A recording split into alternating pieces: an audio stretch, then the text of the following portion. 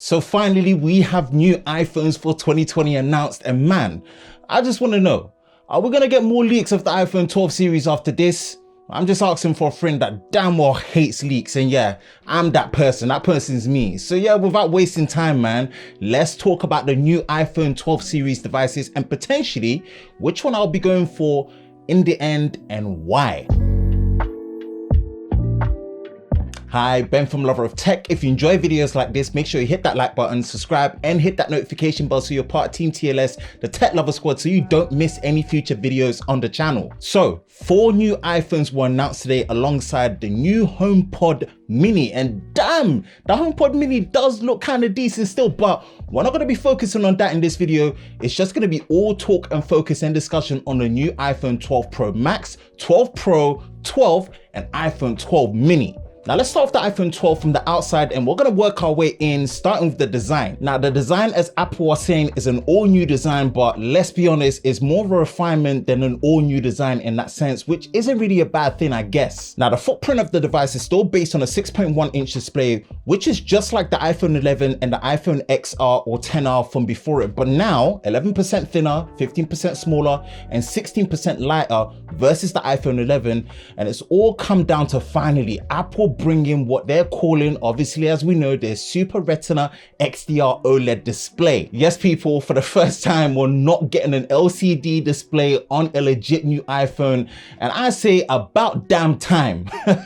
Now screen resolution wise, we are looking at 2532 by 1170 and a peak brightness of 1200 nits for HDR content, but the typical brightness you are looking at 625 nits for typical use. Yeah, Apple loves their strange screen resolutions, but this is a much needed upgrade over that 828p LCD panels of yesterday. So yeah, sign me up for this for sure. Now the design, in terms of my analogy, it feels like a throwback to the older iPhone 5, iPhone 5S design mixed with the current iPhone 11, so a much more boxy and flatter design. You also get 5 colors, which is obviously the black, the white, the product red, the green, and the blue, with aluminium for the frame and the glass for the front and the back. Now I can't lie, man, I'm definitely drawn to that blue color, so let me know in the comment section below which color you prefer. Now speaking of the glass, Apple really went into some keynote presentation details as they are partnered with Corning to make a custom glass for the new iPhone, which they're now dubbing as Ceramic Shield. Now look, this apparently is meant to give up to 4x better drop performance, making this the most durable iPhone yet,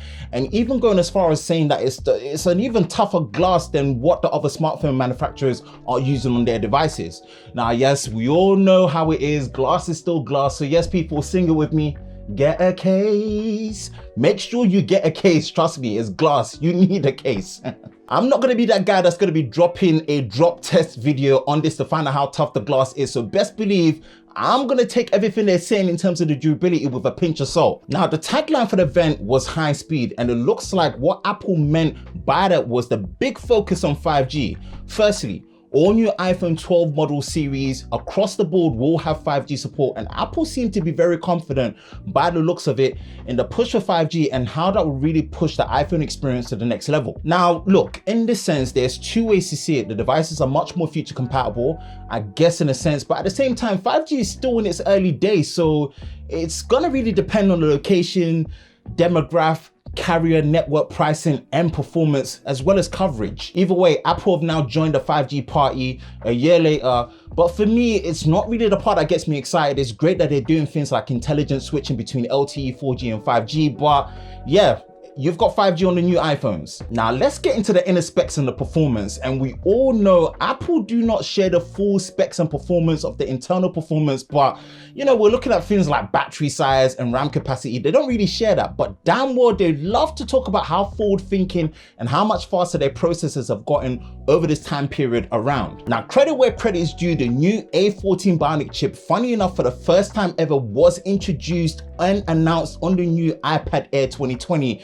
It's the first global chip to be produced on a 5nm process for max efficiency, a crazy 11.8 billion transistors, and up to 50% performance improvement on graphics as well as the GPU. So yeah, as if the A13 wasn't already fast enough and already a beast, no surprise it's gotten even faster.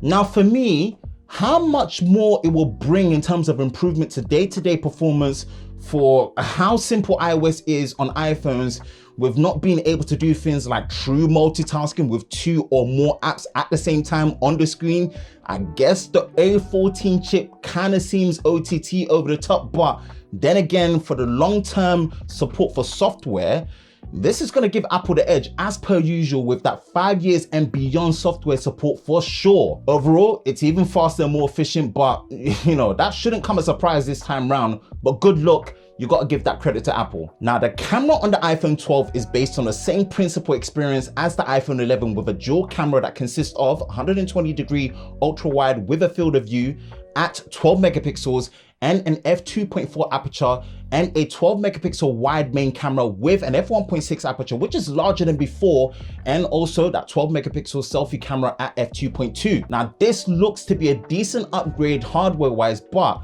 it's going to be interesting to see the performance on the software side backed with the new A14 chip, especially now you have improvements to HDR with Smart HDR3 and night mode photos for the ultra wide angle camera, which was not there before with Deep Fusion. Now, what's interesting is that the iPhone 12 is looking to be the first phone to shoot Dolby Vision HDR up to 4K 30 frames a second and 10-bit color video. Looks like Apple don't want to lose the crown as probably the best video on any smartphone, so I'm eager to test it out and see how it comes out over time. Now, MagSafe. This is one that, unless I missed in the leaks that just couldn't stop coming for the new iPhones, I did not expect at all. The biggest upgrade using MagSafe with the move to 15-watt wireless charging, which is double the previous and without losing support for standard Qi wireless chargers, and the use of different MagSafe accessories, not just from Apple, but partners like Belkin as well. This looks like a fun twist to bringing MagSafe back, but let me know in the comment section below your thoughts. You know, so far I don't mind it that much, you know. Then Apple pulled out the iPhone 12 mini, and trust me, that iPhone is going to sell. Everything about the iPhone 12 6.1 inch is basically the same, but in a compact 5.4 inch footprint, which is basically the same size as the iPhone SE, but with all screen and slim bezels and with a screen resolution of 2340 by 1080. So yeah, all you're choosing is the size, and I feel low-key this is the iPhone SE design we wanted, especially now that you're getting pretty much a smaller phone than the SE, but with a bigger screen and a modern iPhone design. Now for the big boys, the iPhone 12 Pro Max and the iPhone 12 Pro. And what surprised me here is that I thought Apple were going to take the same approach that they did with the iPhone 12 and the 12 mini, with just the size being the difference, but there are feature differences as well. Now, how much these differences are going to make to the end user experience is yet to be seen, but you know what, let's dive into it. The iPhone 12 Pro Max has the biggest display ever on an iPhone at 6.7 inches with a screen resolution of 2778 by 1284 and the same Super Retina XDR OLED panel. Now, what Apple classes their Pro design is the use of a stainless steel frame with their new ceramic shield glass. And obviously you get 4 colors, which is obviously the black, the white, the gold, and the blue, with the newer and more boxy, flatter design as well. Now, performance-wise, again, it's the same A14 bionic chip across the board with all the new iPhones, with new MagSafe, and obviously the support for the increased 15-watt wireless charging. Now, all this also translates to the iPhone 12 Pro, which comes in at 6.1 inches, which is an increase from the 5.8 inches from the iPhone 11 Pro with a screen resolution of 2532 by 1170. So, right, so far, yeah, it seems like apart from the size, everything is looking similar, right? That's until you get to the camera hardware. Now check this, the iPhone 12 Pro Max gets the most attention here with a 47% larger main sensor at 12 megapixels with a larger 1.7 micron pixel size, f1.6 aperture, and a new sensor shift based stabilization system, which is pretty much very similar to the IBIS system that you'll find on these newer modern mirrorless cameras. You also now get 2.5x optical zoom at 65mm, f2.2 aperture with a LiDAR sensor as well. So effectively, you're getting a quad camera system on an iPhone Pro model this year round. Now, the iPhone 12 Pro misses out on features such as not having a new larger sensor, only having the same ×2 zoom as before at 52mm for optical, and it doesn't get the new sensor shift stabilization tech like the Max. This is annoying, and obviously based on testing, this might change the decision of what Pro model to buy, and I really wish the 12 Pro wasn't cut down on the camera hardware side at all. Now looking at it, the new LiDAR sensor looks to be a real help overall to autofocus in performance, especially in low light, so I'm eager to see how this really improves and how this really helps. But to finally drive home the Pro models being Pro this year, Apple are finally enabling RAW support for photos in the native app with Apple Pro RAW, which is basically the best of both worlds with the flexibility and the full usage of shooting in RAW for photos with editing in post with Apple's computational photography. Both Pro models do get the support for Dolby Vision HDR with 10-bit video, but it's upped actually to 4K 60 frames a second versus 30, which is obviously what's on the normal iPhone 12. So you get the full capabilities here. Now price-wise, from the top, the iPhone 12 Pro Max is starting at £1,099 and the 12 Pro is at £999, with finally Apple doubling the base storage to 128 gigabytes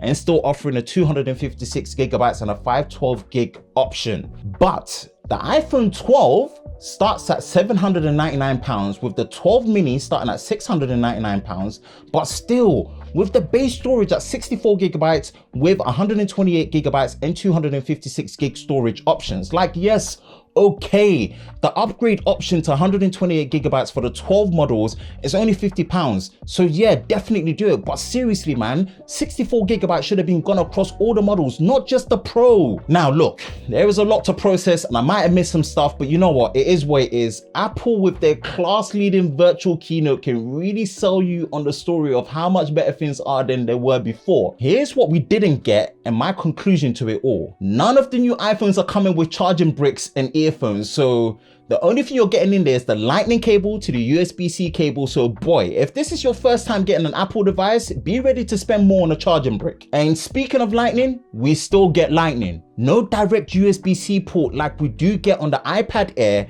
and also the iPad Pro and their MacBooks. And speaking of the new iPad Air, we still only get Face ID and not the new Touch ID sensor that's built into the power button. And with how things are in 2020, this would have been a big move and a big win. No reverse wireless charging to charge things like your AirPods Gen 2 and your AirPods Pro. So again, none of that at all. Now, although wireless charging has improved to 15 watts, the wired charging is still at 18 watts, so no faster cable charging at that price point for the Pro models at all. And although there's probably more things, and testing is going to reveal that for sure, the biggest one for me personally, especially for the Pro models, is that there's no 120 hertz or at least a 90 hertz ProMotion high refresh rate display. So yes, these new iPhones look good, but when you take a step back, has things changed enough for it to be a real meaningful upgrade? I'm not completely sure just yet, you know, which then leads me to which one will I be getting. So it's going to be either the iPhone 12 Pro at 256 gig storage or the iPhone 12 Pro Max at the base storage of 128 gigabytes. My sights were fully set on the 6.1 inch Pro model, but now that the feature sets are not entirely the same as the Max, I'm not entirely sure yet, and it's made the decision even harder. I might still get the 12 Pro because especially for the fact that I've got the Z Fold 2 as my main phone and it's so big in terms of how it changes sizes, you know, but at the same time, man, the experience with the camera and the feature sets might be better on the 12 Pro Max, so only time will tell. I'm just not too sure yet. Now the iPhone 12 and the 12 Pro 6.1 go live for pre-orders on the 16th of October and will start shipping on the 23rd of October, with the iPhone 12 mini and the 12 Pro Max going live for pre-orders November the 6th and shipping on the 13th of November. Boy, these new iPhones have to be more than the sum of their parts, because looking at the surface level, I don't know if it's enough of an upgrade from the previous model. So we're gonna have to test it and see, man. So yeah, those are my thoughts on the new iPhone 12 series that's been announced this year. If you enjoy videos like this, Ben from Lover of Tech, you know exactly what to do. Hit that like button, hit that subscribe button, hit that notification bell so you're part of Team TLS, the Tech Lover Squad, so you don't miss any future videos that's posted on the channel. I hope you're all safe during this time. I will catch you in the next one. Peace.